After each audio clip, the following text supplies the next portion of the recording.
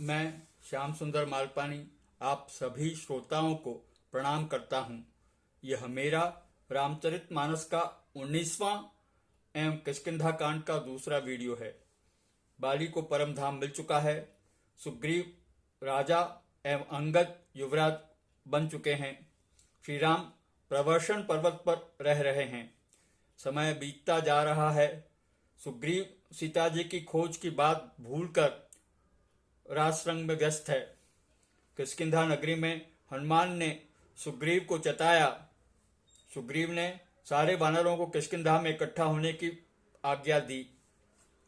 श्री राम ने लक्ष्मण जी को सुग्रीव को लाने के लिए भेजा। कुपित लक्ष्मण जब किष्किंधा पहुंचे तब अंगद ने उनसे क्षमा याचना कर उनको शांत किया। सुग्रीव ने लक्ष्मण जी से क्षमा मांगते हुए अपने विषयों में खो जाने की बात कही और श्री राम के पास चले। श्री राम से नतमस्तक होकर क्षमा मांगी। श्री राम ने कहा, तुम तो मुझे भरत की तरह प्यारे हो। अब सीता जी को खोजने का साधन करो। सारे वानर वहीं जमा हो गए। सुग्रीव ने उन्हें चारों दिशाओं में जाकर सीता जी को ढूंढने का कहा और 1 महीने में लौट आने का कहा। सुग्रीव ने अंगद, नल, हनुमान आदि योद्धाओं को दक्षिण दिशा में जाने का कहा। हनुमान जी को प्रभु ने बुलाकर अपनी अंगूठी दी और कहा, सीता को मेरे बल और विरह के बारे में कहकर शीघ्र लौट आना। सीता को ढूंढते हुए हनुमान जी और उनके दल को अचानक बहुत प्यास लग गई। हनुमान जी ने एक ऊंचे पर्वत से जाकर चारों ओर देखा तो उन्हें एक गुफा दिखी जिसमें पक्षी आ जा रहे थे। सभी वहां पहुंचे। उन्हें वहां तपस्विनी स्वयंप्रभा के दर्शन हुए। उन लोगों ने तपस्विनी को सारा वृत्तांत कहा। स्वयंप्रभा ने उन्हें पहले जलपान करने का कहा, फिर ये कहा कि आप लोग निराश मत हो, आप लोग सीता को ढूंढ लोगे। सभी को आंखें मूंद कर गुफा के द्वार पर जाने का कहा। जब उन्होंने आंखें खोली तो अपने आप को समुद्र तट पर खड़ा पाया। तपस्विनी स्वयंप्रभा श्री राम के पास पहुंची और राम ने उन्हें अचल भक्ति का वरदान दिया। अंगद व्याकुल हो रहे थे कि महीने भर का समय समाप्त होने आ रहा है और सीता का अता पता नहीं लग रहा है। जामवान ने उन्हें धीरज देते हुए कहा कि श्री राम निर्गुण ब्रह्म, अजय और अजन्मा हैं। जामवंत ने कई कथाएं कही जो पास ही कंदरा में बैठे जटायु के बड़े भाई संपाति ने भी सुनी। संपाति ने बाहर आकर वानरों को खा जाने की बात कही। अंगद ने कहा, जटायु जैसा धन्य कोई नहीं जिसने श्री राम के कार्य के लिए अपने प्राणों की आहुति दे दी। संपाति ने जटायु का वृत्तांत पूछा और उसे समुद्र के किनारे तिलांजलि दी। उसने वानरों को अपनी कथा सुनाई। जटायु और मैं दोनों भाई जवानी में एक बार आकाश में उड़ते हुए सूर्य के निकट पहुंचे।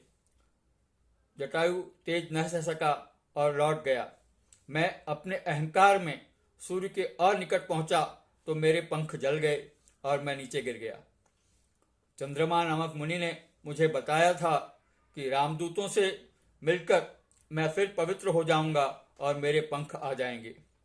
गिद्धराज संपाति ने अपनी तेज नजरों से बताया कि त्रिकूट पर्वत पर राक्षस राजा रावण की लंका बसी है। उसके अशोक वन में सीता जी बैठी हैं। जो 100 योजन समुद्र को लांघ सकेगा वही बुद्धिनिधान श्री राम का यह कार्य कर सकेगा। निराश मत हो, श्री राम जी की कृपा अपरंपार है। सभी ने अपनी अपनी शक्ति का अंदाज लगाया और अपने को इस कार्य के लिए योग्य नहीं पाया। जामवान वृद्ध हो गए। अंगद ने कहा, मैं 100 योजन लांघ कर पार तो चला जाऊंगा पर लौटने में संदेह है। हनुमान जी युवावस्था में बड़े शरारती थे और तपस्वियों को परेशान करते रहते थे। भृगुवंश के ऋषियों ने तंग आकर उन्हें श्राप दिया था कि वह अपनी शक्ति को भूल जाएंगे। उन्हें अपनी शक्तियां तभी याद आएंगी जब कोई उनको याद दिलाएगा। वृक्षराज जामवंत ने हनुमान जी को कहा, तुम क्यों शांत बैठे हो? तुम तो पवन पुत्र हो, बुद्धि, विवेक और विज्ञान की खान हो। कवन सुकाज कठिन जग माही, जो नहीं होई तात तुम पाही। राम काज लगी तब अवतारा, सुनत ही भयउ पर्वताकारा। हनुमान, तुम्हारे लिए कोई कार्य कठिन नहीं है। तुम्हारा तो अवतार ही राम के कार्यों के लिए हुआ है। यह सुनकर हनुमान जी ने विशाल आकार बना लिया, विशाल आकार बनाकर सिंहनाद किया। अपनी शक्ति को पहचान कर कहा, यह समुद्र तो मैं लांघ सकता हूं। हनुमान जी ने जामवंत जी से सीख मांगी कि उन्हें क्या करना है। जामवंत ने कहा, तुम वहां जाकर केवल सीता को देखकर उनके समाचार लेकर लौट आओ। यहाँ किष्किंधा कांड समाप्त होता है। कुछ विशेष जानकारी आपके लिए। विष्णु पुराण के अनुसार दैत्य महर्षि कश्यप एवं दिति के पुत्र थे। दानव, दैत्य, निशाचर एवं राक्षस ये सभी जातियां असुर कहलाती हैं। दिति से उत्पन्न संतान दैत्य, दनु के वंशज दानव, जिनसे हर प्राणी रक्षा चाहता हो वह राक्षस, जो सुर में नहीं रहते मनमाना आचरण करते हैं वे असुर कहलाते हैं। इनकी प्रवृत्ति राजसी या तामसी अथवा दोनों मिश्रित रहती है। इनमें राक्षस नरभक्षी और भयानक होते हैं। दैत्यों की माता दिति, दानवों की माता दनु एवं राक्षसों की माता सुरसा है। यक्ष एक प्रकार के देवता हैं जो कुबेर के सेवक हैं और उसकी निधियों के संरक्षक माने जाते हैं। कश्यप की पत्नी अदिति ने 12 आदित्यों को जन्म दिया जिन्हें देवता कहा जाता है। दिति ने 2 बलशाली पुत्र हिरण्याक्ष और हिरण्यकशिपु को जन्म दिया जो राक्षस थे, जो दिति के पुत्र दैत्य कहलाए। मैं अपना वीडियो यहीं समाप्त करता हूं। इसके साथ ही किष्किंधा कांड भी समाप्त हुआ। कृपया मेरे चैनल को सब्सक्राइब करें और बेल आइकन को दबा दें।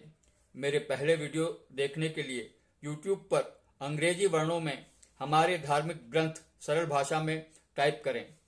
मेरी आपसे प्रार्थना है कि अपने बच्चों को भी ये वीडियो अवश्य सुनाएं ताकि उन्हें राम कथा का सरलता से ज्ञान हो। धन्यवाद।